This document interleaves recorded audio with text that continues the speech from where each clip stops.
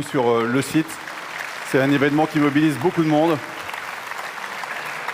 Je rappelle le thème, on voulait juste rapidement rebondir sur le thème de cette 44e édition, Inspirons les solutions de demain. Il nous semble que durant 3 jours, vous avez inspiré les solutions de demain.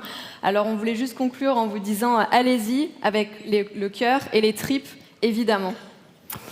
Merci Caroline. Vous le savez, pour ceux qui étaient présents au précédent congrès, il se termine généralement par le vote d'une résolution, une résolution pour le mouvement, pour rappeler ce que vous êtes, qui vous êtes et ce que vous faites. Alors cette année, point de résolution, mais une initiative qu'on peut qualifier de plus politique, une forme de colonne vertébrale sur les engagements, les plaidoyers que vous allez porter dans les mois qui viennent. Et on va laisser la parole à Béatrice. On vous laisse la scène, Béatrice, pour cette séquence. Merci beaucoup. Merci.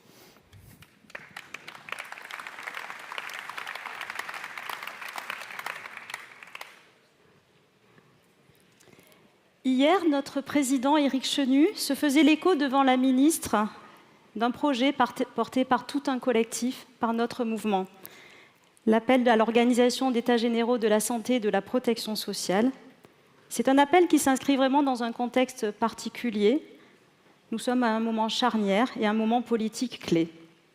Notre modèle est mis à mal par une pression réglementaire toujours plus forte, une fiscalité parmi les plus élevées et de nouvelles mesures injustes qui nous sont imposées. Nous sommes par ailleurs confrontés à 3 transitions inédites, démographiques, numériques, écologiques, qui induisent de nouveaux besoins, qui impactent et fragilisent notre modèle et le système de protection sociale dans son ensemble. Et au-delà, nous en sommes tous conscients, une crise démocratique que nous ne pouvons ignorer et qui doit nous questionner. Notre système de santé et de protection sociale doit donc évoluer pour faire face à ces enjeux, relever les défis et apporter de nouvelles réponses durables et soutenables pour nos entreprises, nos adhérents, l'ensemble des acteurs et des parties prenantes. Habituellement, en fin de congrès, nous proposons une résolution. Mais aujourd'hui, à quelques mois de prochaine échéance électorale majeure pour notre pays, nous souhaitons aller plus loin. Nous avons en effet besoin de faire prendre conscience au plus grand nombre de la nécessaire évolution du système et de porter une vision globale pour la protection sociale. C'est en faisant face à cette nécessité que nous pourrons asseoir dans le temps le principe d'universalité et les 2 piliers fondamentaux qui font de notre système un modèle de solidarité unique, un modèle juste et protecteur pour tous, assis sur le régime obligatoire et les régimes complémentaires. Nous souhaitons interpeller, nous souhaitons alerter, et c'est pour cela que le format d'un manifeste nous est apparu comme un choix beaucoup plus adapté et pertinent.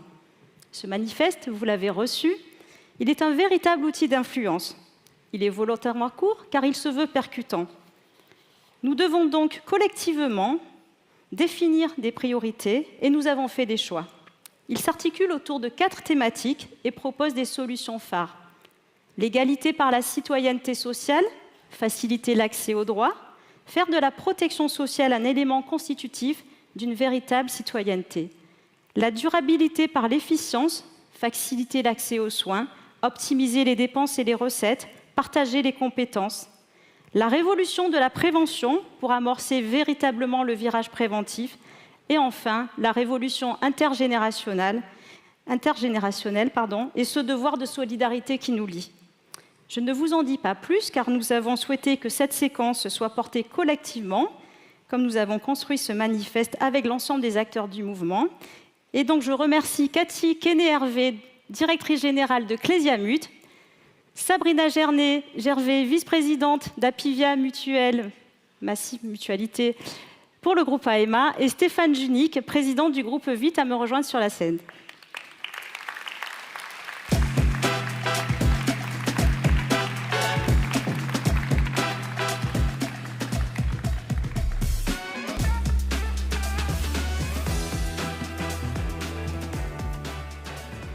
Merci à tous les 3 d'être à mes côtés ce matin. Alors avec vous, on va échanger sur ce manifeste. On va un petit peu soulever le capot de ce manifeste et voir avec vous voilà, les raisons pour lesquelles nous avons fait ce choix, la manière dont nous l'avons construit, nourri par les contributions de l'ensemble du mouvement, et enfin, bien évidemment, ce qui est le plus essentiel finalement, c'est après, qu'est-ce qu'on va en faire, comment nous allons nous l'approprier, comment vous allez le porter. Et je commence avec toi, Stéphane.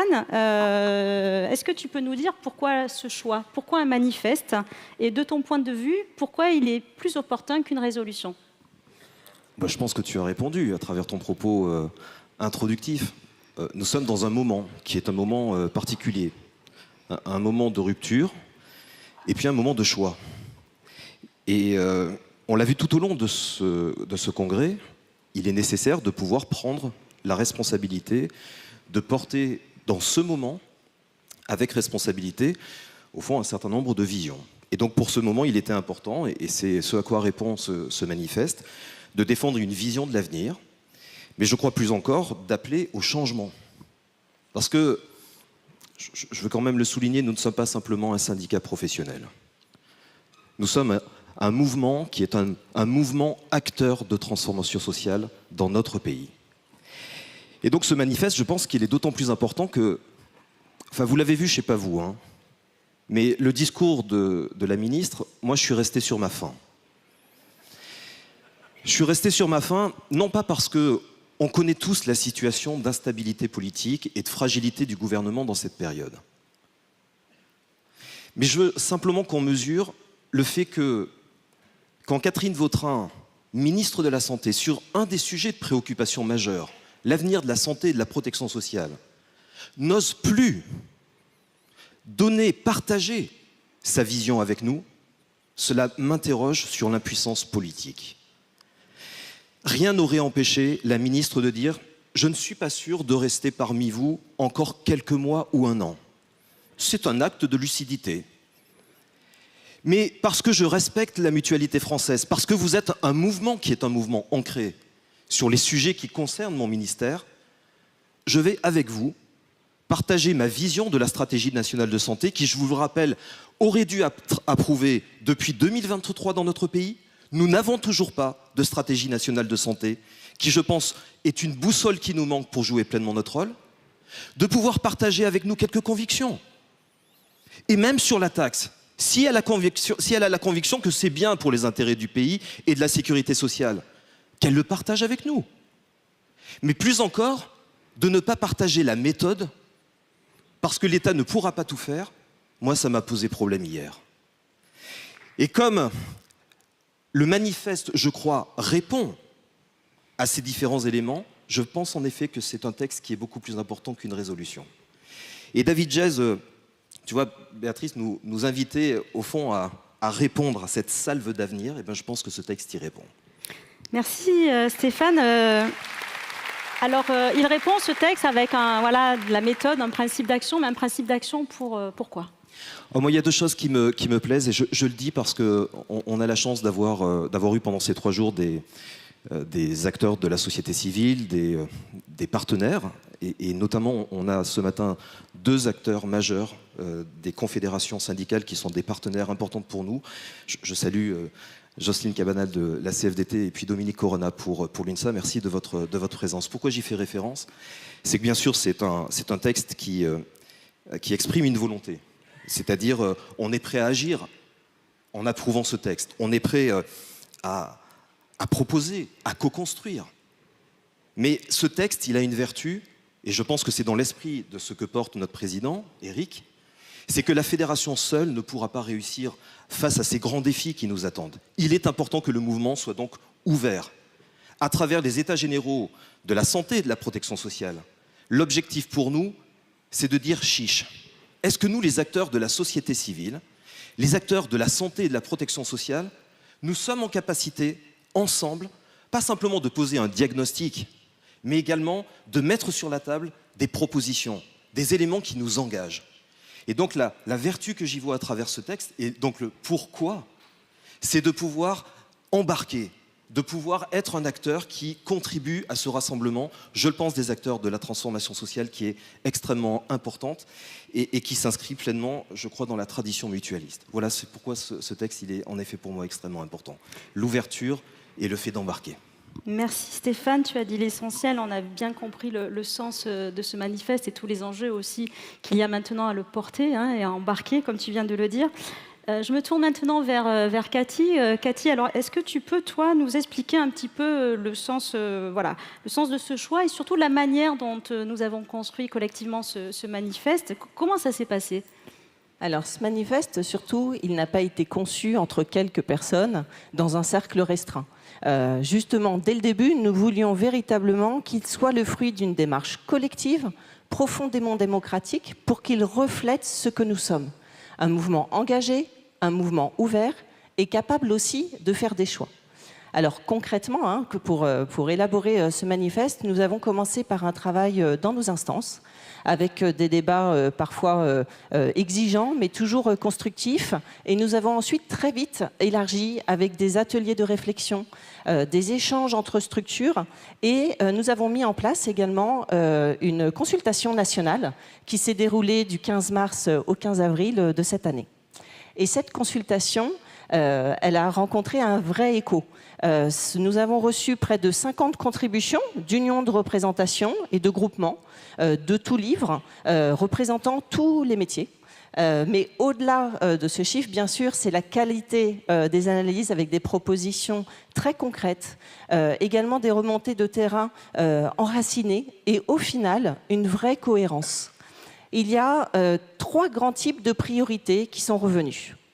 D'abord, et nous en avons parlé beaucoup pendant ces 3 jours, des publics fragilisés à accompagner davantage. Les personnes âgées, les jeunes, les aidants. Ensuite sont ressortis des domaines de protection prioritaires, l'accès aux soins, la prévention et la perte d'autonomie. Et dans le champ de la prévention, il y a des sujets très attendus autour de la santé mentale, nous en avons parlé juste avant, la santé environnementale, également l'activité physique adaptée ou encore la prévention des cancers. Toute cette analyse et toute cette matière issue de la consultation nationale a été enrichie, complétée, des échanges et discussions qui se sont tenus à l'occasion des réunions fédérales, également des réunions régionales, des instances fédérales et bien sûr des échanges et discussions avec vous, délégués mutualistes. Merci Cathy. Alors justement...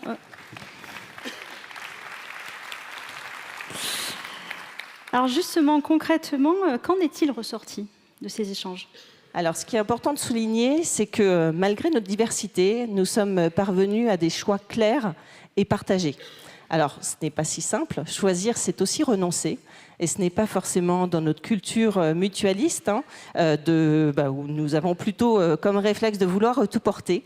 Et pourtant, nous avons su identifier 4 grandes priorités politiques qui forment l'ossature du manifeste.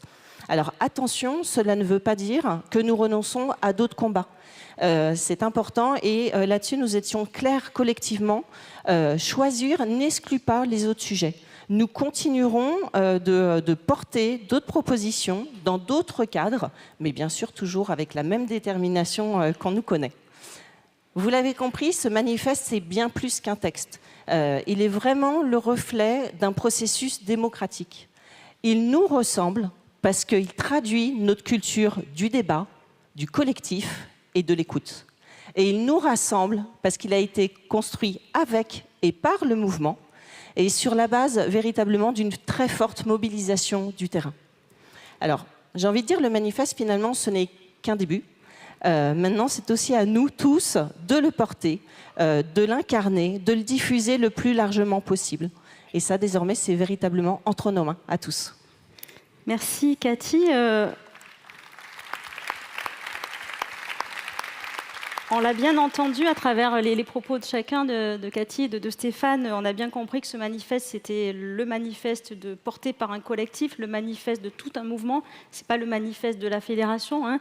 Donc justement, Sabrina, je me tourne vers toi maintenant. Comment les groupements vont-ils s'approprier, s'emparer de ce manifeste pour le porter ? Alors effectivement, on l'a tous dit et on l'a construit. C'est un texte qu'on n'a pas construit à Paris, vous l'avez répété, c'est un texte qu'on a construit tous ensemble. C'est pensé comme un véritable outil d'influence. Et je vais rebondir sur le défi qui nous était lancé ce matin par David, de dire vous n'êtes pas encore dans le mainstream. Il y a cette 3e voie à ouvrir. Et je pense qu'aujourd'hui, on est au début de l'écriture de ce nouveau récit mutualiste qu'on nous demande et que vous nous demandez tous de porter. Et c'est un discours engagé. citoyen. C'est cette volonté d'être, parfois on dit disruptif, on l'a déjà tenté, mais aujourd'hui nous avons ce texte fort qui va nous servir d'outil d'influence. Alors dans quelle perspective également il a été construit? On le sait, nous allons tous participer à des échéances électorales importantes. Les premières ont lieu en 2026, ce sont l'échelle territoriale, les élections municipales, puis après une échelle plus nationale avec les présidentielles et les législatives. Et ces différentes échéances vont nous inviter à redéfinir les priorités, nos priorités en matière de santé. Et on voit bien qu'il va falloir pousser un petit peu loin puisque la parole est parfois difficilement audible. Alors justement, cet outil a été pensé pour que sur les territoires, puisque c'est finalement notre force, nous, mouvements mutualistes, nous sommes implantés partout dans le territoire.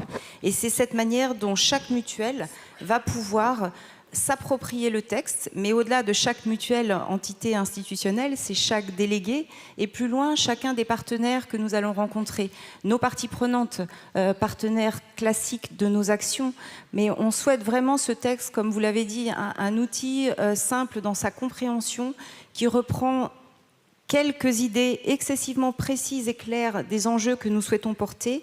Et aujourd'hui, l'idée, c'est vraiment de le porter au plus profond du territoire et de fixer ces 4 priorités comme un mode opératoire, donc auprès des maires, auprès des partenaires.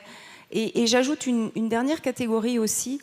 Nous travaillons avec on va dire une gouvernance duelle. Nous avons cette partie spécifique de la gouvernance et nous nous reposons sur des salariés qui travaillent au quotidien. Et je pense aussi que partager ce manifeste avec l'ensemble de nos salariés peut être à la fois une manière de les associer à la diffusion de nos messages et également donne ce supplément d'âme du mouvement qui va permettre aussi de les fidéliser, puisqu'on est aussi dans un contexte de mutation démographique et donc de rareté de la richesse humaine. Merci Sabrina, effectivement, tu fais bien de le souligner. Ce manifeste, il peut être aussi porté auprès de nos communautés opérationnelles. C'est important parce que voilà, on est un collectif et on doit agir ensemble. Alors justement, est-ce que tu peux nous dire comment ton groupe et les mutuelles qui le composent vont s'en emparer, vont agir et est-ce qu'il y a déjà des petites idées pour le porter ? Alors effectivement, au sein de notre groupe, et je le répétais comme beaucoup, nous sommes implantés vraiment au plus près du territoire.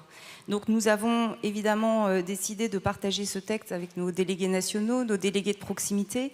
Nous organisons régulièrement des rencontres avec les délégués, mais avec des partenaires au cours, par exemple, de cafés mutualistes, où nous choisissons les thématiques. Et aujourd'hui, on l'a tous vu, la santé, c'est un sujet qui intéresse tout le monde. Il y a toujours une manière de capter l'attention de quelqu'un et de faire passer un message, aussi simple soit-il, quand on débat autour de la santé. Donc nous allons évidemment, au sein de la Massif, diffuser avec nos partenaires et auprès de nos délégués.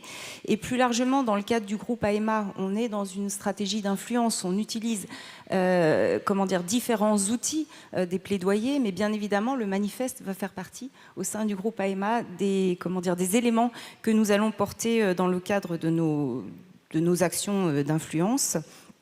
Et je vais rajouter aussi une spécificité en lien avec la Massif. Nous sommes un acteur global. On parle aussi de l'assurance des biens. Et en fait, je pense quand on parle aujourd'hui des grandes transitions auxquelles nous sommes confrontés, il y a bien évidemment l'enjeu de santé, mais il y a tout ce qui tourne autour de la santé, la mobilité, l'habitat. Et c'est ce que nous allons essayer de porter aussi dans le cadre de la coupole mutualiste. C'est comment on diffuse également nos idées portées par le manifeste dans le cadre de cette sphère d'influence.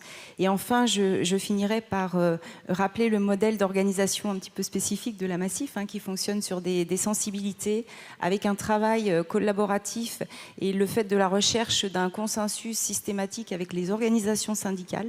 Et nous comptons sur les organisations syndicales également pour travailler en partenariat et diffuser ces idées, puisqu'on va simplifier comme ça, mais on pourrait le dire, ces idées nous concernent tous, sont pour chacun d'entre nous des pistes d'évolution et d'amélioration de notre santé, mais de l'état de vie de notre société.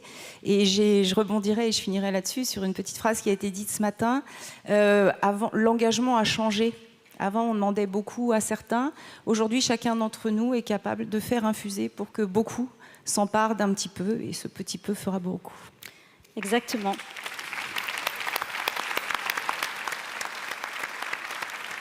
Merci Sabrina. Je me tourne maintenant vers Cathy, vers Stéphane. Alors de votre côté, dans vos maisons respectives, est-ce que vous avez déjà un petit peu des idées de la manière dont vous allez présenter ce manifeste, agir et le porter ? Oui, alors je pense qu'il y a deux choses. Il y a à la fois porter le manifeste, et là, en effet, nous envisageons d'organiser des sessions d'échange, de discussion autour de ce manifeste avec notre conseil d'administration, bien sûr également nos élus dans les régions, pour partager les priorités au plus près du terrain et organiser également une très large diffusion vis-à-vis de nos adhérents, donc via les magazines, via les espaces clients, pour que véritablement voilà, ce manifeste soit porté, notre projet soit entendu et relayé. Ensuite, il y a aussi agir sur les priorités qui sont dans le manifeste. Donc là, avec deux exemples, dans le champ de la prévention, nous allons élargir encore plus la mise en place des rendez-vous de prévention, de coaching santé auprès de notre public majoritairement retraité, et ce, bien sûr, dans une logique de bien vieillir et de prévention de la perte d'autonomie. Merci Cathy. Merci à tous les trois. Il me semble que maintenant, voilà, nous avons bien compris voilà, les enjeux de ce manifeste. Vous avez donné quelques pistes pour le porter, mais chacun d'entre vous, maintenant, peut se l'approprier. Mais au-delà de l'outil d'influence qu'il représente, au-delà du projet de société qu'il porte, ce manifeste est aussi l'occasion finalement tout simplement de revenir à nos essentiels, de revenir à ce que nous sommes, à notre singularité, et ce qui est finalement au fondement de notre raison d'être, se protéger mutuellement aujourd'hui pour ensemble construire les solidarités de demain. Et il est temps à présent de vous laisser réagir avant de passer au vote de ce manifeste. La parole est à vous.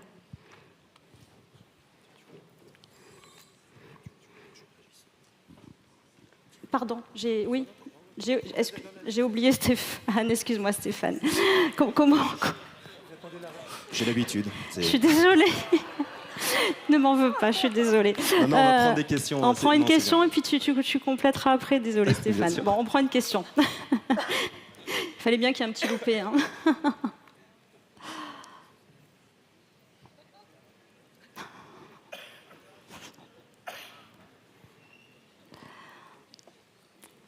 Oui, c'est Sylvie.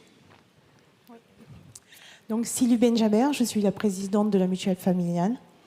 Alors la Mutuelle Familiale salue ce manifeste que nous soutenons pleinement. Il exprime avec clarté une ambition forte, refonder une sécurité sociale fidèle à ses principes et capable de répondre aux besoins d'aujourd'hui.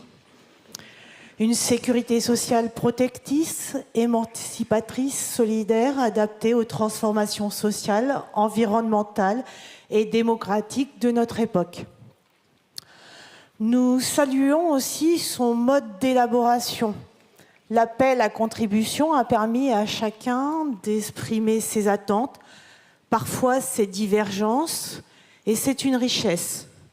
Cette diversité d'approches fait la force de notre mouvement mutualiste. Sur le fond, nous adhérons aux 4 axes du manifeste, mais nous voulons attirer l'attention sur quelques points. D'abord sur l'efficience.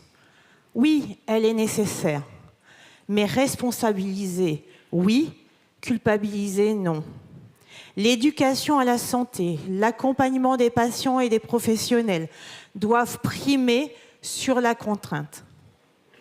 Sur les recettes, nous réaffirmons notre attachement à un financement basé sur la cotisation, un pilier démocratique fort, plus légitime et plus solidaire que l'impôt. Mais il faut aussi s'attaquer aux causes des inégalités. Un meilleur partage de la valeur, l'égalité salariale entre femmes et hommes, moins d'écarts salariaux. C'est plus de salaire, donc plus de cotisations, donc plus de moyens pour la sécurité sociale. Sur la prévention, nous saluons sa reconnaissance comme une prestation à part entière. C'est un pas important. Mais elle ne doit pas devenir un prétexte au désengagement de la solidarité nationale. Les déterminants sociaux, la santé environnementale doivent être intégrés dans tous les niveaux du local à l'État. Et sur le financement, non, la France ne dépense pas trop sur sa santé. Le vrai problème, ce sont des recettes insuffisantes. Oui, il faut améliorer l'efficience, éviter les gaspillages, lutter contre la fraude. Mais il faut aussi structurellement renforcer les ressources. Et soyons clairs, les assurés sociaux ne sont pas les principaux fraudeurs.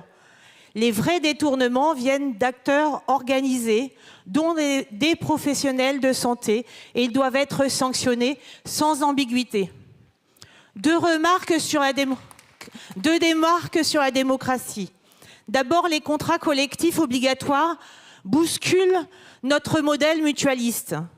Fondé sur l'adhésion libre, la démocratie et la proximité. Ensuite, nous regrettons l'absence d'une ambition claire pour la redémocratisation des CPAM, comme nous l'a fait remarquer ce matin David. C'est une priorité pour nous que nous voulons porter dans le cadre des États généraux. Justement, nous soutenons cette proposition d'États généraux.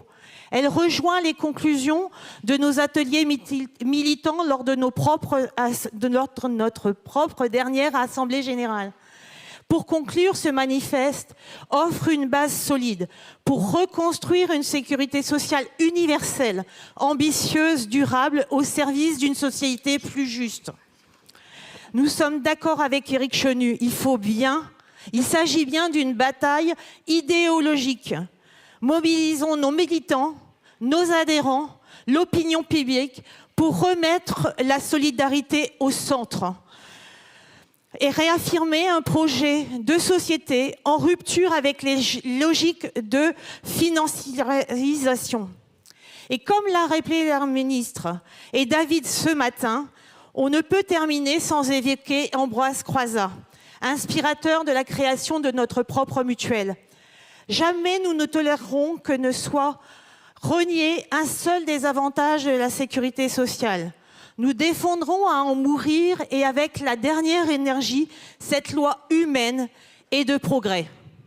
À nous tous d'être les gardiens et les porteurs d'avenir. Je vous remercie. Merci. On va prendre quelques questions et on réagira à la suite. Est-ce qu'il y a une autre intervention ?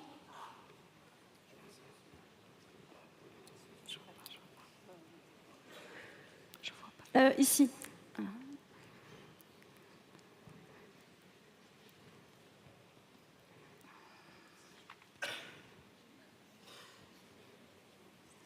Oui, bonjour, Jean-Louis Pirel, trésorier de Nuoma Mutuelle.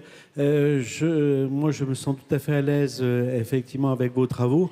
Je pense simplement qu'il y a des sensibilités qui peuvent être différentes.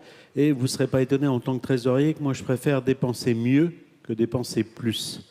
Et ça, je pense que c'est important. Ça n'est pas parce qu'on est bénévole, je dirais surtout parce qu'on est bénévole, qu'on doit s'abstenir de gérer avec efficacité nos organisations et éviter le moindre gaspillage. Qu'on gère à zéro ou avec des profits pour rémunérer des actionnaires, c'est la même chose, sauf que nous, l'avantage, c'est qu'on n'a pas d'actionnaires et donc on peut être beaucoup plus compétitif. Je pense qu'il faut vraiment se recentrer sur ce qui relève de la solidarité qui est naturelle, qui est normale et qui relève de l'effort national et des solidarités plus communautaires. Je pense que le travail qui est fait sur le contrat, enfin la réflexion sur le contrat responsable, le contrat SOC, est vraiment importante parce que là, il y a vraiment besoin d'une forte nationalité qui va au-delà des cotisations sociales qui sont trop sur le travail, me semble-t-il, et donc avoir une réflexion sur un élargissement des sources de revenus pour la mutualité. Mais je le répète, il ne s'agit vraiment plus à 57% de la richesse nationale de dépenser plus, mais mieux. Merci.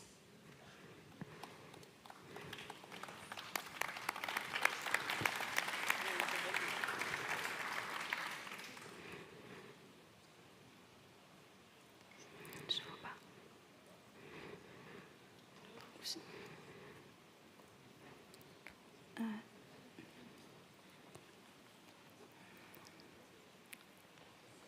Très très court, Isabelle Musso.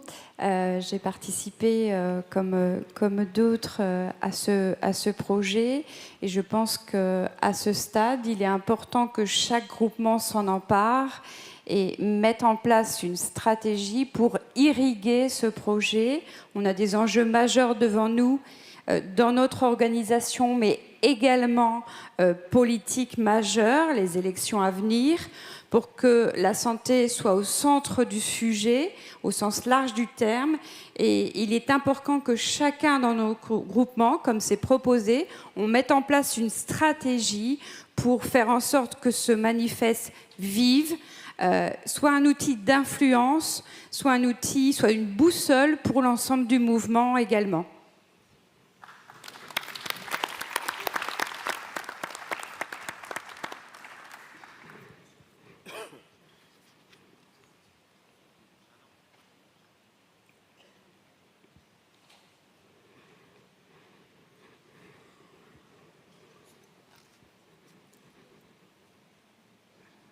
Bonjour, Joël Arispendi, volontaire sur le congrès. J'assiste à quelques conférences, j'écoute, je lis. Je voulais juste dire que, pour moi, je ne vois pas, je n'entends pas beaucoup le mot cohésion. Et je crois que l'avenir du système complet, il est beaucoup fonction de la cohésion qu'on arrivera à créer. J'entends beaucoup, je vois beaucoup solidarité, mais j'aimerais entendre et voir beaucoup plus cohésion.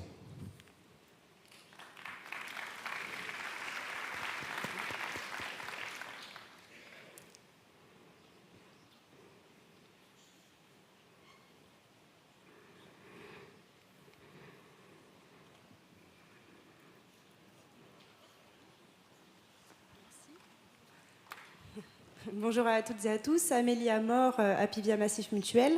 Alors d'abord, féliciter ce travail collaboratif qu'on a pu mener au sein de nos groupements ces derniers mois.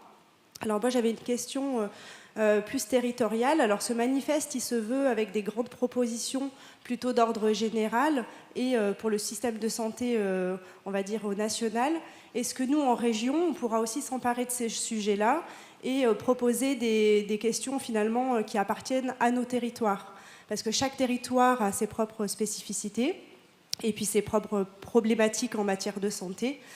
Donc finalement, est-ce qu'en région, on va pouvoir s'emparer de ces sujets-là et comment on va pouvoir les travailler ensemble, bien sûr avec l'ensemble des forces mutualistes sur les territoires?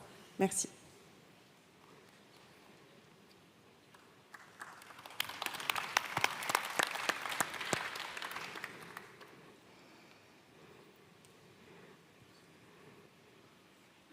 Non. Plus de demandes de parole. Eh bien, je me tourne. Stéphane, peut-être alors, est-ce que tu peux avoir une première réaction par rapport à la prise de parole de nos délégués? Non, je trouve que vos réactions elles sont plutôt encourageantes parce qu'elles mettent, je trouve, au bon niveau les sujets qui sont devant nous. Et la manière dont vous pouvez d'ailleurs soutenir les grands axes et les orientations qui sont dans son texte, je pense, montre le fait que, je ne sais pas si c'est en tout cas un élément ou un ingrédient, Joël, mais qui contribue de cette cohésion. Je veux insister sur ce point. Regardez notre mouvement depuis 15 ans. En fait, il est traversé par des bouleversements d'une manière importante. Et on a, dans cette salle, au cours de nos assemblées générales et de nos congrès, on en a été particulièrement les témoins. C'est-à-dire que la concurrence, elle est rentrée dans un jeu entre nous qui, jusqu'à présent, épargnait le mouvement mutualiste, notamment à travers les jeux qui étaient les jeux d'acteurs très affinitaires. Moi, je veux redire tout notre soutien à la MGFI aujourd'hui dans le cadre du ministère des Finances et de l'Économie. Voilà.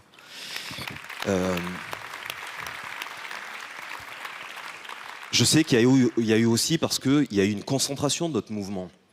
Il y a eu ces débats permanents entre nous sur les gros et les petits. Et le sentiment qu'au fond, on n'était plus un mouvement parce qu'il y avait une structuration à travers des grands groupes qui venaient perturber l'histoire de notre mutualité à travers notamment une fédération autour des 6000. Mais voyez, je pense qu'à travers ce manifeste, et à travers l'effort qui, depuis ces dernières années, a été porté par Éric, en fait, on ne va pas, à notre niveau, revenir sur cette histoire. C'est une réalité. Mais par contre, il est important qu'on puisse se saisir de ces moments pour justement créer cette cohésion. Pour se rappeler que sur le fond, que l'on soit gros ou petit, du public ou du privé, des mutuelles qui sont dans des groupes ou qui restent encore des mutuelles affinitaires dans des entreprises ou dans des territoires, je pense que nous portons une vision qui est une vision commune. Ce congrès, il a créé, je pense, beaucoup plus de cohésion que ces derniers mois ou même de ces dernières années de dialogue et d'échange entre nous. On a pris du plaisir à être ensemble. On a pris du plaisir à se retrouver hier soir, mais aussi on a pris du plaisir à échanger sur le fond. Et les débats qui ont été posés, je rejoins ce qui a été notamment souligné sur l'importance de ne pas être dans une facilité d'expression, notamment sur le sujet des transformations. Bien entendu qu'il est important qu'on gère mieux les choses. Et que s'il y a des dépenses qui peuvent être évitées, nous devons prendre notre part. Comment est-ce qu'on peut accepter que dans notre pays, il y a encore 265 000 hospitalisations évitables parce que nous n'avons pas organisé, ou en tout cas transformé, notre système de santé, notamment dans l'accompagnement des pathologies qui soient des pathologies chroniques, et parce qu'on a encore des résistances professionnelles pour faire évoluer les pratiques. Est-ce qu'on va attendre encore 10 ans pour mettre en place l'infirmier référent dans le suivi des patients chroniques dans notre pays? La loi qui a été votée, je crois, cette semaine, pour le nouveau statut des infirmiers, peut être une opportunité pour nous. On aura à discuter, notamment sur de nouveaux conventionnements, de nouvelles négociations conventionnelles, pour reconnaître davantage ce métier. Mais je pense en effet que les coûts évitables, ils relèvent de ce que l'on prend en charge ou pas, ce que l'on ne prend pas bien en charge ou pas, mais également de ce qui est nécessaire à travers la réflexion que l'on veut ouvrir dans le cadre des États généraux de la santé et de la protection sociale sur la manière, en effet, d'éviter les soins évitables, les hospitalisations évitables ou encore les prescriptions qui ne seraient pas communes. Enfin, je veux réagir sur le propos parce que je sais qu'elle est très engagée sur ce sujet de Sylvie, notamment sur les enjeux socio-écologiques et notamment l'enjeu de la santé globale. C'est un sujet sur lequel, avec le groupe Vive, on y est très sensible. Pourquoi on va aller sur des déterminants comme la question de l'alimentation. Mais je veux partager avec vous une réflexion qu'on porte avec Éric Jeannot, avec Mylène Bonnel et quelques autres qui sont dans la salle. Vous voyez, là, on va vivre 38 degrés, je crois, de température. Ce truc, il va devenir beaucoup plus fréquent. Laurent Berger nous a dit hier, les scientifiques l'indiquent, nous ne serons pas au rendez-vous de l'accord de Paris. On va dépasser le cadre des 1,5 degrés qui était l'élément de maîtrise. On mesure tous, nous, combien la santé humaine va être impactée. Aujourd'hui, mais plus encore demain. Je souligne parce qu'en fait, on reste marqué par la crise caniculaire de 2003 avec les dizaines de milliers de morts. Chaque année, en silence, vous avez aujourd'hui des milliers de morts qui, lors des crises caniculaires annuelles, passent totalement inaperçus. Totalement inaperçus. Vous voyez, quand il y a une catastrophe naturelle, on se focalise sur, à juste titre, et je le dis pour nos amis assureurs qui sont notamment à mes côtés, on se focalise sur rembourser la bagnole et faire en sorte de réparer rapidement la maison. Et c'est hyper indispensable pour les sociétaires et les assurés et nos adhérents. Mais on a un chiffre aujourd'hui qui est documenté, 30% des personnes qui vivent dans un territoire une catastrophe naturelle ont, dans les mois qui viennent ou dans les années qui viennent, des fragilités psychologiques ou décompenses d'un point de vue psychiatrique. Est-ce que, dans le cadre d'une catastrophe naturelle, nous, les mutuelles santé, nous ne devons pas intégrer, d'une manière systématique, dans nos garanties, un soutien qui est un soutien psychologique et surtout des éléments d'accompagnement pour nos adhérents sur le plan psychologique? On a connaissance de la réalité. Est-ce que face à ces risques liés, notamment aux transformations des risques socio-écologiques, nous ne devons pas prendre notre part pour créer de nouvelles protections sociales et jouer un rôle beaucoup plus important dans des enjeux de prévention et d'accompagnement? Moi, je te le dis, Éric, Je pense que nos mutuelles santé doivent jouer un rôle beaucoup plus important dans la journée résilience qui est organisée chaque année au mois d'octobre. En fait, on est peu mobilisés. Il y a les mutuelles d'assurance qui sont mobilisées. À juste titre, elles jouent un rôle et elles sont impactées d'une manière importante. Mais je pense que la santé humaine devrait être davantage intégrée à travers la participation de nos mutuelles santé dans le cadre de cette journée de résilience. Voilà ce à quoi, à mon sens, ce manifeste doit nous aider à réfléchir. Je suis un peu long, pardon. Et pour répondre à la question que tu ne m'as pas posée, en fait, cette matière-là, nous, on va se l'approprier au sein du groupe VIVE de 3 manières. D'abord, on est à la veille de la réflexion stratégique et on a mis en place une task force autour du chapeau politique, de la vision, qui nous amènera ensuite à définir nos priorités. Donc, le manifeste, c'est une matière qui va nous aider à affiner ce chapeau politique. On va bousculer les travaux de notre commission d'influence pour notamment rebondir sur ce qui a été souligné, sur l'importance de pouvoir faire en sorte que nos délégués, mais aussi nos équipes, elles s'approprient ce texte. Donc on va bouleverser les travaux de la commission qui est présidée par Mylène Bonnel d'influence pour permettre à ce que ce soit un vrai thème d'appropriation.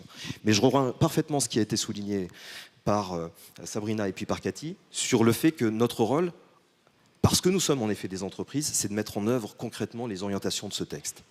Et de ce point de vue, on va continuer à faire en sorte que sur la généralisation de la prévoyance, on continue à être un acteur important.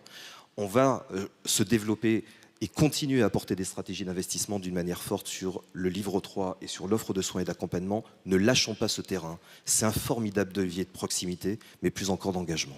Voilà, merci à tous. Stéphane.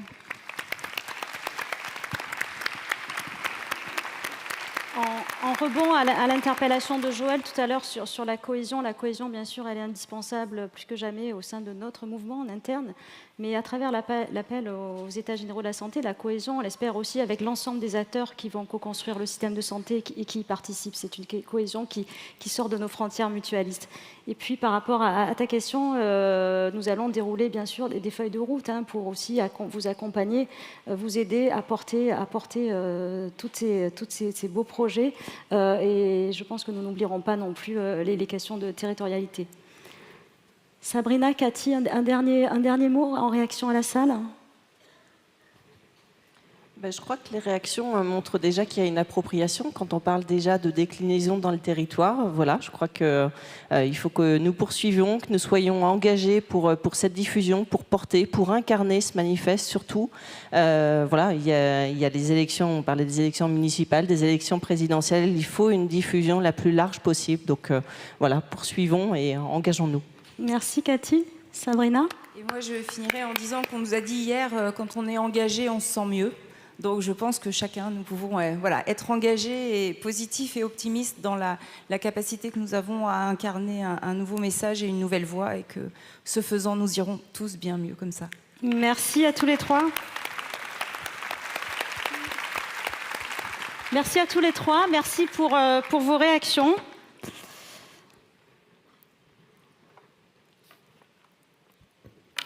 Alors, parce que nous ne pouvons plus nous satisfaire de l'état actuel du débat, parce que nous avons la volonté de mettre tous les acteurs en situation de co-construction pour redéfinir ensemble les contours du modèle de société que nous voulons, nous, acteurs mutualistes, sommes prêts, une nouvelle fois, à prendre nos responsabilités, comme nous l'avons toujours fait, et à relever le défi. Cathy, tu disais tout à l'heure, la suite est entre nos mains. Eh bien, je vous propose de lever vos mains et d'affirmer par le vote de ce manifeste notre volonté collective de refonder notre modèle de société. Et je compte sur mes 2 compères du premier rang, ils se reconnaîtront pour lever haut leurs mains et entraîner la salle. Je mets au vote le manifeste.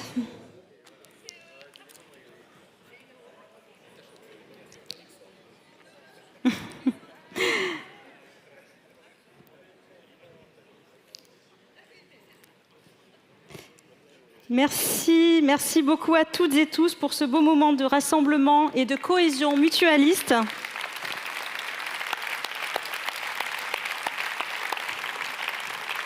J'appelle maintenant notre président Éric Chenu à me rejoindre pour la clôture de ce 44e congrès de la Mutualité française. Merci beaucoup.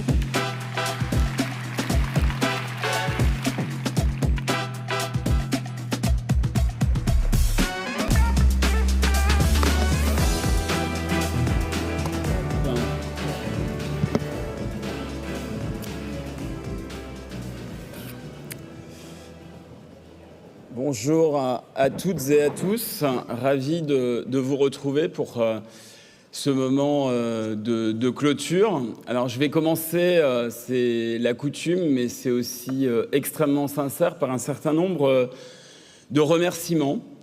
Parce que cela a été dit tout à l'heure, pour qu'un congrès s'organise, ça suppose la mobilisation d'énormément d'acteurs. Déjà, je voudrais remercier la mairie d'Agen, le conseil départemental du Lot-et-Garonne et la région Nouvelle-Aquitaine pour leur appui, leur soutien tout au long de la démarche. MCI et l'ensemble des prestataires qui nous ont accompagnés dans l'organisation technique opérationnelle de ce congrès, ainsi que les équipes d'Agen Agora, l'ensemble des équipes de sécurité. Je pense que vous pouvez les applaudir.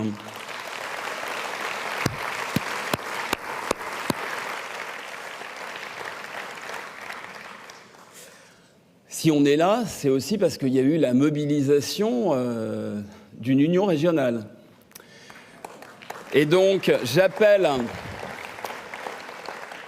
sur scène son président, Bertrand Dupuy, sa directrice, Anne-Laure Chazot,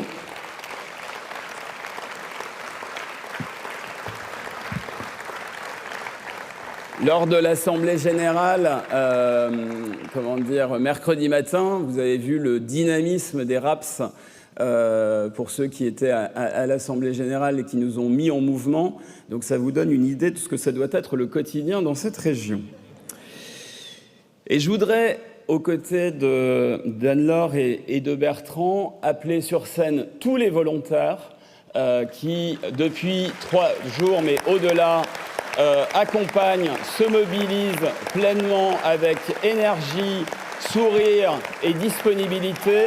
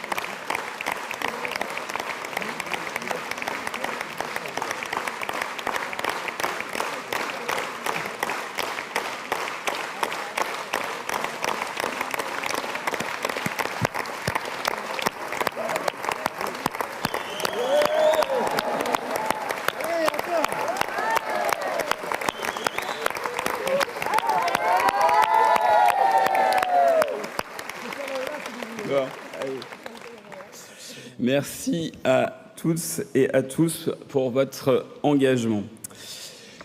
Je tiens également à demander à l'ensemble de l'équipe de direction de la fédération de monter sur scène.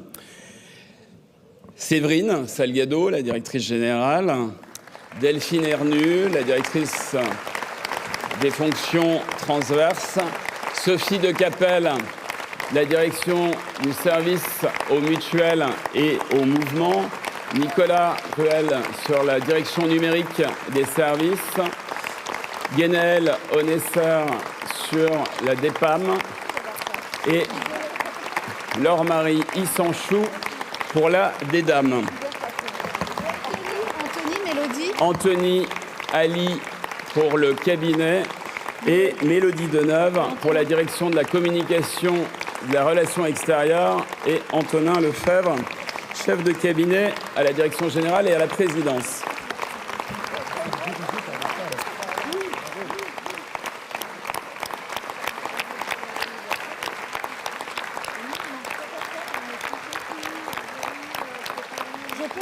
Attends. Si j'ai tenu à ce que l'ensemble de l'équipe de direction vienne, c'est qu'on ne pouvait pas faire venir tous les salariés de la fédération qui se sont mobilisés sur la préparation du congrès, mais au travers eux, je voulais symboliquement aussi qu'on leur rende hommage parce que c'est un pari audacieux, a dit Bertrand, en ouverture du congrès il y a 2 jours. Et oui, organiser un congrès à Agen, c'est audacieux et c'est compliqué. On va pas se le cacher. Mais on y est arrivé, et on y est arrivé grâce à la mobilisation de toutes et de tous, de l'UR, des volontaires et de l'ensemble des salariés.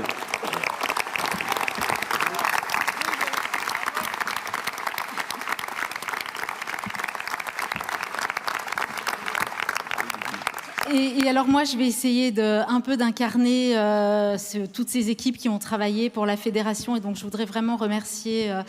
Je voudrais remercier Hélène, je voudrais remercier Corinna, je voudrais remercier Karine, je voudrais remercier Jessica, je voudrais remercier les équipes de Paula, de Yann, de Bruno, d'Émilie aussi. Voilà, on ne peut pas tous les citer, mais effectivement, nous sommes vraiment très ravis parce que ce que vous voyez, évidemment, vous le savez, c'est l'écume. Et donc moi, j'essaye de voir la force motrice qui est sous l'écume et qui a permis à ce congrès de se réaliser.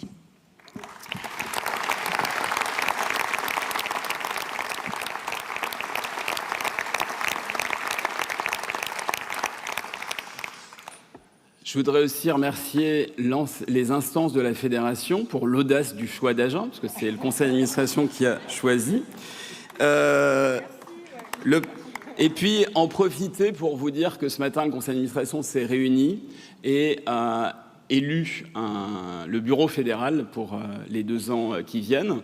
Donc nous avons reconduit dans ses responsabilités notre secrétaire générale Béatrice Augier qui a œuvré pour l'Assemblée générale, pour la préparation du congrès depuis de nombreux mois avec l'ensemble des équipes. Nous avons un nouveau trésorier général en la personne de Nicolas Souffeton.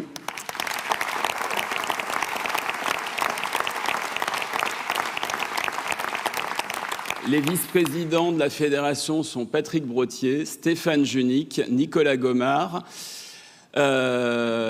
Cathy Kenervé, Carole Azé, et il m'en manque un, Mathias Savignac.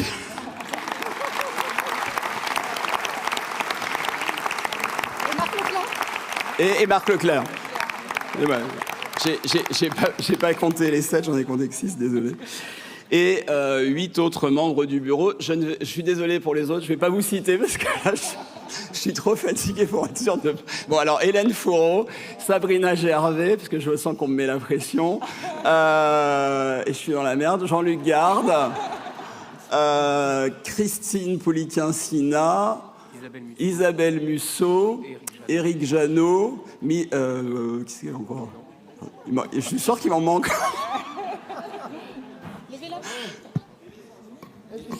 Et les meilleurs que j'ai oubliés.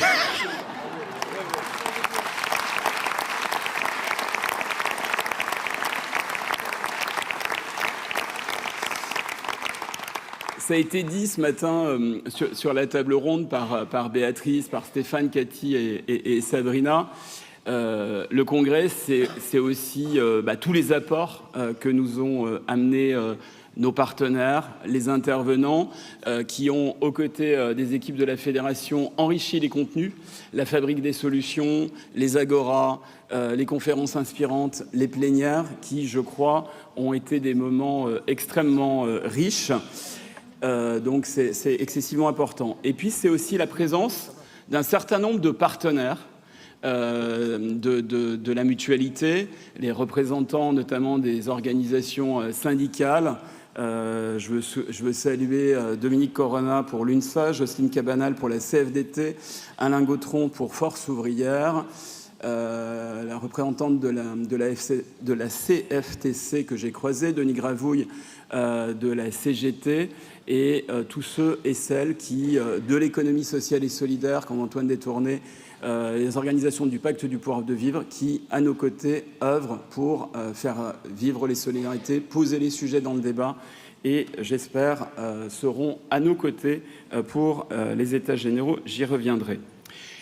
Et puis, je voudrais aussi vous remercier, vous, l'ensemble des congressistes, parce que si ces 3 jours ont été denses, riches d'échanges et de rencontres, c'est aussi de votre fait, de votre participation, de votre engagement. On nous avait promis, dans le cahier de candidature d'Agen, du soleil et de la chaleur. On est au rendez-vous, première canicule de l'année. Mais finalement, ce qui a amené le plus de chaleur et de cohésion, c'est vous, par votre implication, par votre engagement, par votre implication enthousiaste sur toutes les phases de ce congrès. J'avais, en ouverture du congrès, appelé à ce que ce congrès soit utile aux entreprises mutualistes, utile au mouvement et utile plus largement à la société. Vous nous direz, les uns et les autres, au travers les enquêtes pour évaluer le congrès, ce que vous en avez pensé. Mais dans mes pérégrinations hier sur le forum ou à l'occasion des tours des tables hier soir, il semble que pour beaucoup, vous ayez estimé que les contenus étaient utiles, étaient inspirants et qu'on avait globalement atteint la cible que l'on s'était donnée. Je veux marquer une vraie fierté pour notre engagement sur la santé mentale, qui s'est traduit ce matin au travers les différents prix innovation qui ont été retenus, qui soulignent et qui valorisent un certain nombre d'initiatives. Je veux remercier Miel Abitbol pour son implication, son engagement, qui montre que la qualité et l'engagement n'attendent pas les années. Ça doit être inspirant pour nous aussi. Et c'est quelque chose de plutôt rassérénant. Pour en revenir au fond des échanges, des grands moments du Congrès depuis mercredi, on a pu voir, à l'occasion notamment des Agora et des Fabriques des solutions, toute l'importance de la transition numérique. Votre implication très riche dans ces différents moments montre votre préoccupation, votre attention, notamment sur les transformations que cela va induire sur nos métiers pour les collaborateurs, les collaboratrices de nos entreprises, de voir comment on peut se projeter sur ces éléments-là, saisir les occasions et essayer de gérer au mieux les effets de bord, bien évidemment, de ces questions. Tout ça va nourrir notre stratégie en matière d'intelligence artificielle, parce que c'est des éléments que d'ores et déjà on intègre dans nos métiers, dans l'évolution de ceci, mais qu'il va falloir de plus en plus intégrer, anticiper sur la prévention, sur l'offre de soins, sur le pilotage des parcours, sur la lutte contre la fraude, etc., etc. Et tout ça, c'est vraiment quelque chose d'absolument essentiel. Et au niveau de la fédération, ça va aussi nourrir toutes les réflexions que nous avons engagées, notamment au travers la commission stratégie numérique que préside Nicolas Gomard, sur le rôle de la fédération, notamment vis-à-vis des groupements qui le souhaiteront, en matière de garantie humaine, sujet que nous travaillons avec Éthique IA. Pour en revenir sur les sujets liés à la soutenabilité du système et du modèle, Patrick Brottier, Yves Lacueille et Denis Reynaud ont éclairé les enjeux, mis en perspective les marges de manœuvre possibles pour mieux dépenser et pour pouvoir redégager des moyens compte tenu de l'évolution des besoins objectivés qui sont devant nous du fait de la transition démographique. Et je crois que les différentes pistes convergentes montrent que le champ des possibles est excessivement important. On s'est également interrogé autour de Séverine, de Marc, de la vice-présidente, Madame Gonzoratok, du conseil départemental, et Nicolas Hazard, sur finalement la montée des inégalités, les solitudes et la nécessité de recréer du lien dans notre société, de revoir nos modèles pour essayer de répondre au mieux aux défis actuels. Là aussi, ce fut un moment particulièrement inspirant.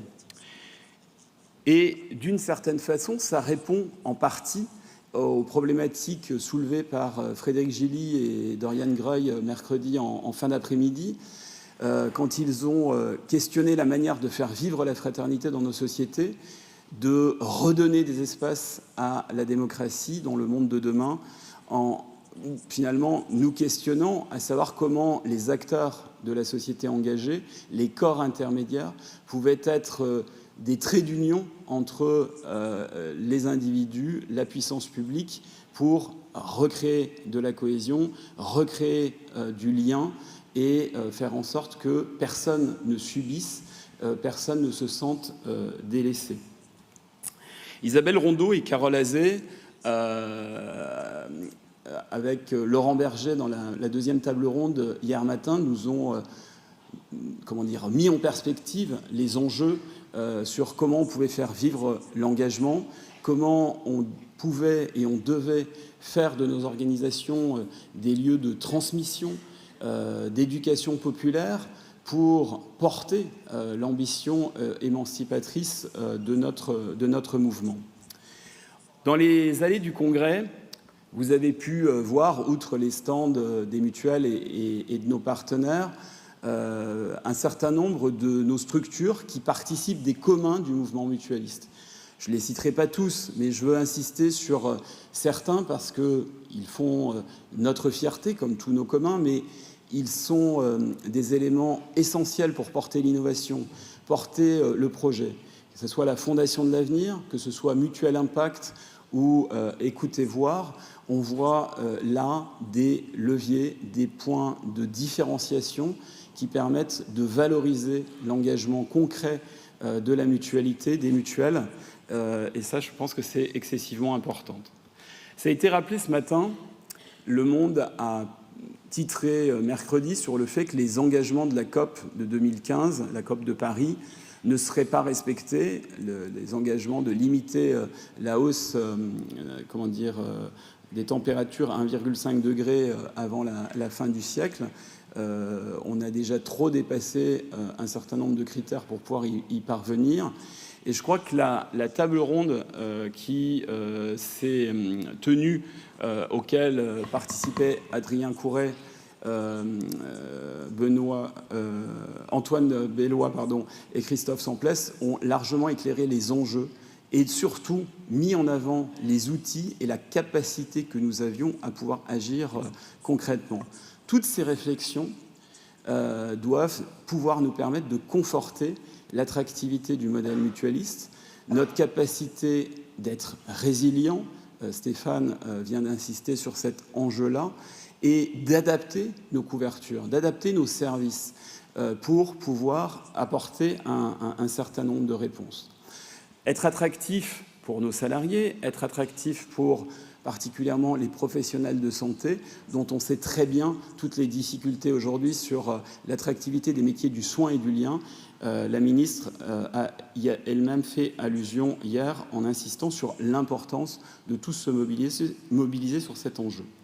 Ce matin, David Jayes, que je remercie d'avoir fait le pas de côté, d'être venu nous challenger, de nous dire d'oser, pour réinterroger le quoi, le pourquoi et le comment de notre action, pour voir comment, dans le contexte d'aujourd'hui, on devait réinterroger finalement le triptyque sur lequel on fonctionnait depuis des décennies, l'efficacité, la solidarité by design et la démocratie.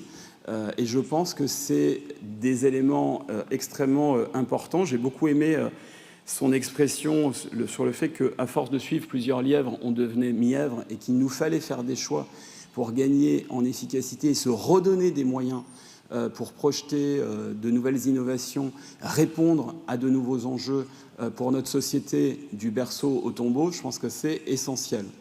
Et d'une certaine façon, je partage complètement ce qu'il a porté ce matin, La révolution numérique dans laquelle on est, avec l'utilisation des data, de l'intelligence artificielle, des algorithmes, leur puissance, la transformation de ces éléments-là sur l'économie réelle, sur les flux, sur les relations entre les gens, sur la capacité à segmenter les populations si on va dans le mauvais sens, ou au contraire à personnaliser la prévention et les accompagnements pour réduire les inégalités si on porte une ambition en la matière, montre qu'on est au même moment que l'origine de la force du mouvement mutualiste, c'est-à-dire celui de la révolution industrielle. La révolution numérique va au moins autant, si ce n'est plus, transformer nos sociétés que la révolution industrielle il y a 150 ans. Et donc, on doit se préparer à ça, on doit se projeter sans avoir peur. Il y a des risques, évidemment, mais il y a des enjeux considérables, il y a des opportunités, et il faut que pour le mouvement mutualiste, pour nos entreprises mutualistes, pour les populations qu'on protège et pour l'ensemble de la société, il faut qu'on en fasse un atout et un levier de transformation. Sans oublier, bien évidemment, que tout ça se fait dans un contexte où la financiarisation, que ce soit de l'économie, du capitalisme, de la protection sociale et de la santé, est à l'œuvre, et que là, il nous faudra créer les conditions du rapport de force pour que la réglementation contrebalance les excès que l'on a pu voir sur un certain nombre de champs. J'y faisais allusion hier devant la ministre, notamment sur le champ de la cohésion sociale, de la petite enfance au grand âge. Je crois qu'on a vu les ravages que ça pouvait donner, mais on le voit sur les centres de santé qui travestissent malheureusement le beau nom de centres de santé et qui ne sont que des coquilles pour faire du fric en sélectionnant les patients. Sur des centres dentaires où des patients ont connu des choses excessivement compliquées, sur le champ de la biologie, sur le champ de la radiologie, il y a énormément de pans entiers de la santé qui sont en train de basculer et qui vont nous coûter excessivement cher à terme. David nous a invités à tirer une salve d'avenir pour répondre à la triple transition dans laquelle on est engagé, la transition écologique, numérique et surtout démographique. Et effectivement, je pense qu'on peut et on doit se projeter pour apporter des réponses en utilisant l'intelligence artificielle pour gagner en efficience, re-questionner le partage du gain, réhumaniser le travail et les relations clients. Je pense que là-dessus, on a des perspectives excessivement intéressantes. Et puis, en conclusion de l'intervention de David, je veux retenir quand même une chose importante. Nous, on en est convaincus, mais c'est toujours intéressant que quelqu'un extérieur au mouvement le dise et le porte. C'est que l'État n'est pas le seul détenteur de l'intérêt général dans ce pays. Les organisations de l'ESS, les partenaires sociaux, un certain nombre d'entreprises dont nous sommes, oui, on participe aussi des biens communs, oui, on participe aussi de l'intérêt général, et je pense qu'il faut qu'on le réaffirme, qu'on le démontre, bien évidemment, en permanence, c'est ce qu'on fait au travers de l'empreinte, mais il faut aussi qu'on le porte de manière importante.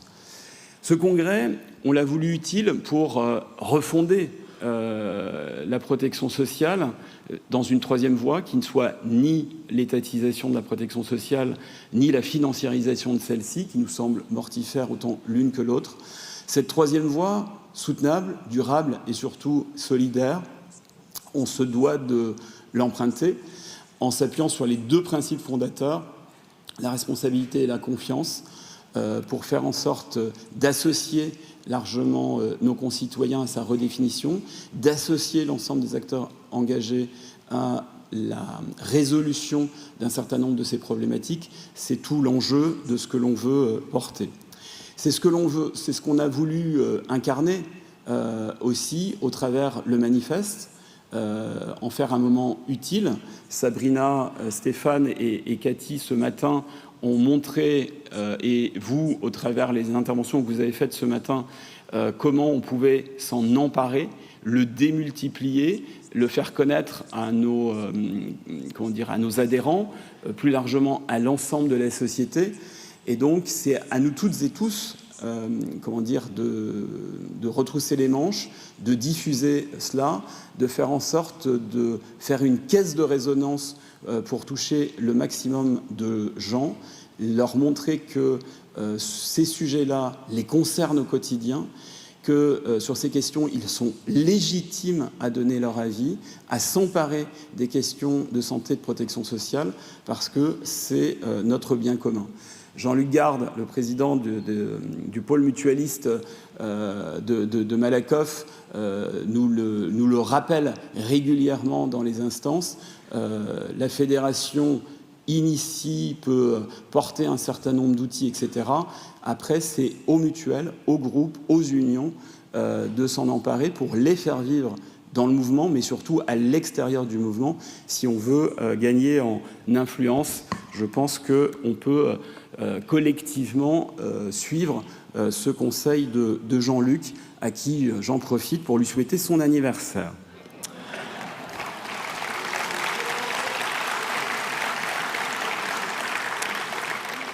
Parlant d'anniversaire, n'oubliez pas celui de notre Dominique Joseph, national mutualiste, dimanche.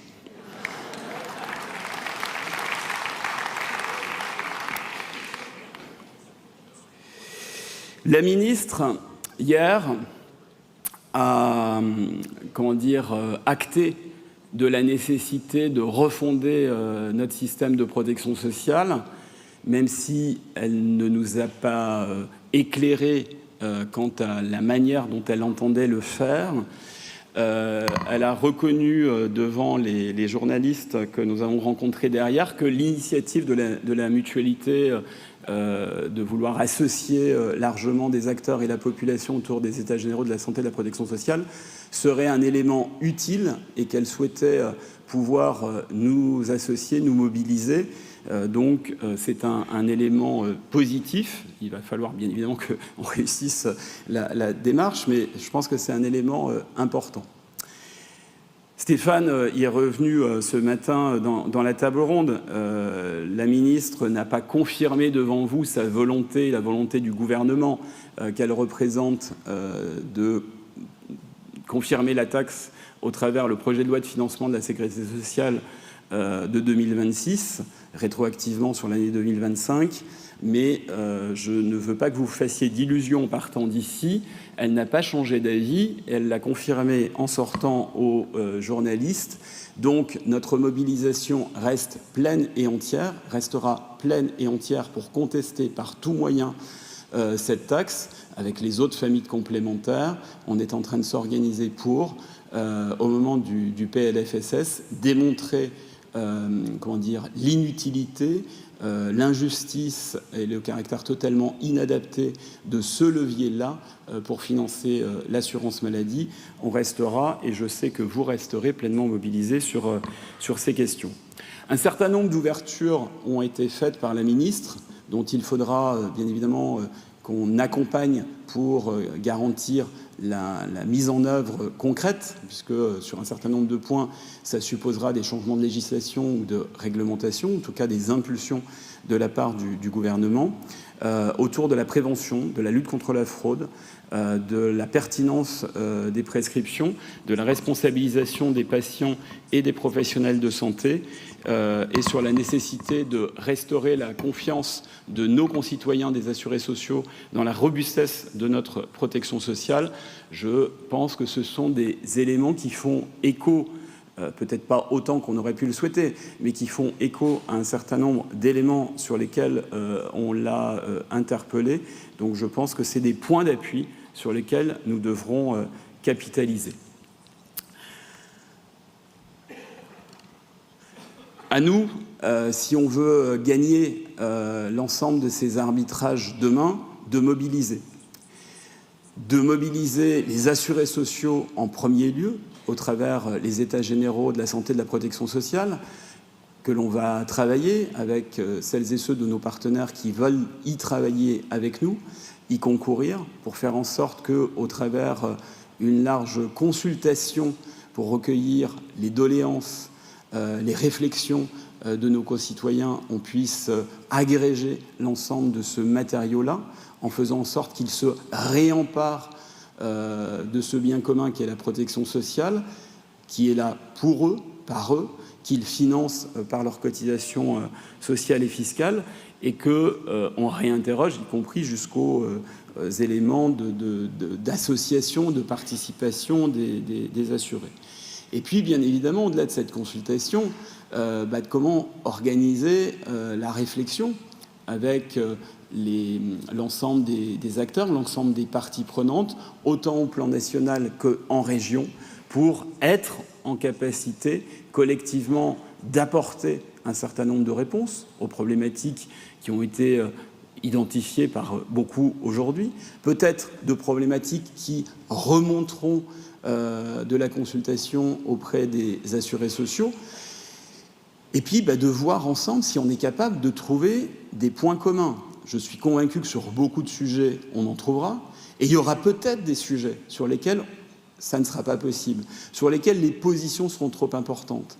Et je pense que ce n'est pas un problème que d'acter qu'il y a un certain nombre de dissensus, et au contraire d'amener ces sujets-là, ces questions-là dans le débat public pour que, à l'occasion des prochaines échéances électorales, bien ces sujets soient tranchés démocratiquement, éclairés, pour faire en sorte que nos concitoyens, en toute connaissance de cause, puissent dire ce vers quoi ils souhaitent orienter nos constructions solidaires, notamment la sécurité sociale. Pour réussir ces états généraux, la mobilisation de tous et de toutes, mutuelles, groupes et unions, est indispensable, de nos partenaires, bien évidemment, au national comme en région. Pour répondre à une des questions qui a été soulevée tout à l'heure, j'ai besoin de vous pour qu'on puisse transformer l'essai, pour reprendre une métaphore de rugby, puisqu'on est dans la région. Et on a besoin collectivement d'agir tous ensemble. C'est comme ça qu'on pourra y arriver. Pour finir mon propos, j'avais dit en ouverture que je nous souhaitais collectivement de l'envie et de faire ensemble. Je crois que, au regard de ce que beaucoup d'entre vous ont pu dire et exprimer, ce millésime de congrès a permis d'affirmer, de conforter notre cohésion interne, notre cohérence aussi de syndicats professionnels et de mouvements. J'espère que ces 3 jours vont vous donner l'énergie, la confiance et le courage de débattre avec nos interlocuteurs, de convaincre nos contempteurs et de faire vivre l'ensemble de nos positions et de nos propositions.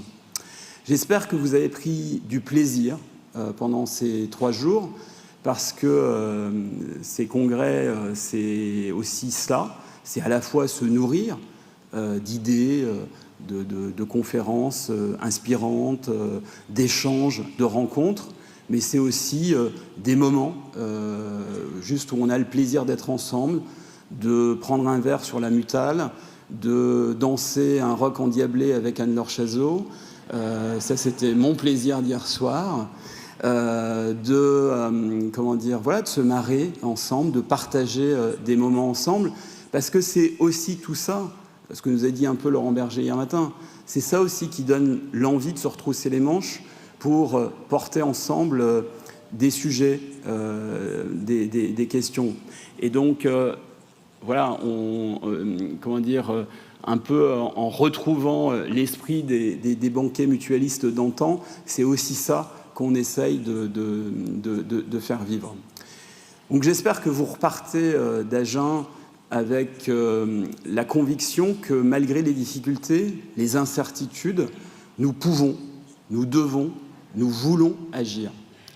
Que notre destin, il dépend de nous, de notre capacité par nos initiatives à imposer un rapport de force, ou les questions que l'on veut, que l'on voudra débattre au sein du débat public avec les formations politiques, avec l'ensemble de la population. Voilà ce que je voulais vous dire en conclusion de ce congrès. Mais avant de se séparer complètement, je voulais vous adresser individuellement à chacun, à chacune d'entre vous, un message un peu plus personnel que j'ai écrit en m'inspirant d'un poète anglais que je pense que vous reconnaîtrez assez vite et que j'ai librement adapté au regard de notre contexte. Si tu peux voir détruits les communs que l'on t'a transmis et sans un seul mot te mettre à rebâtir, ou perdre le fruit d'engagement de générations que l'on croyait acquis, sans un geste, sans un soupir. Si tu peux entreprendre avec la même énergie pour les puissants comme pour les plus humbles, sans renoncer à la performance ni à l'humanisme. Si tes choix s'adressent aux nantis comme aux plus vulnérables pour faire prospérer les solidarités dans l'universalisme. Si tu peux t'engager chaque jour avec lucidité, si tu peux être fort sans cesser d'être tendre et te savoir haï sans haïr à ton tour, pourtant lutter et te défendre.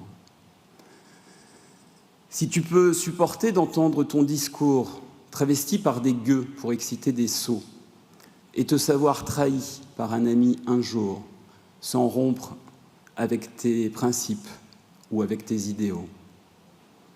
Si tu peux rester digne en étant populaire, si tu peux rester peuple en faisant ce que tu dois et aimer tous tes amis en frères sans qu'aucun d'eux ne soit tout pour toi. Si tu sais méditer, observer, connaître, sans devenir cynique ou flagorneur, rêver, sans que ton rêve ne devienne ton maître, penser, sans cesser d'être un faiseur. Si tu peux être exigeant avec bienveillance, militer sans que quiconque ne soit mis au banc. Si tu sais être toi-même et agir avec constance, sans être moral ni pédant. Si tu peux rencontrer triomphe après défaite et recevoir ces deux menteurs d'un même front. Si tu peux conserver ton courage et ta tête quand tous les autres les perdront. Alors, les gouvernants, la chance et la gloire seront à tout jamais tes esclaves soumis. Et ce qui vaut bien mieux que le pouvoir ou la victoire, par la force du collectif, tu seras mutualiste, cher ami. Vous serez mutualiste pour la vie. Alors, bon retour à tous et à toutes. Rentrez bien, reposez-vous. La rentrée sera tonique.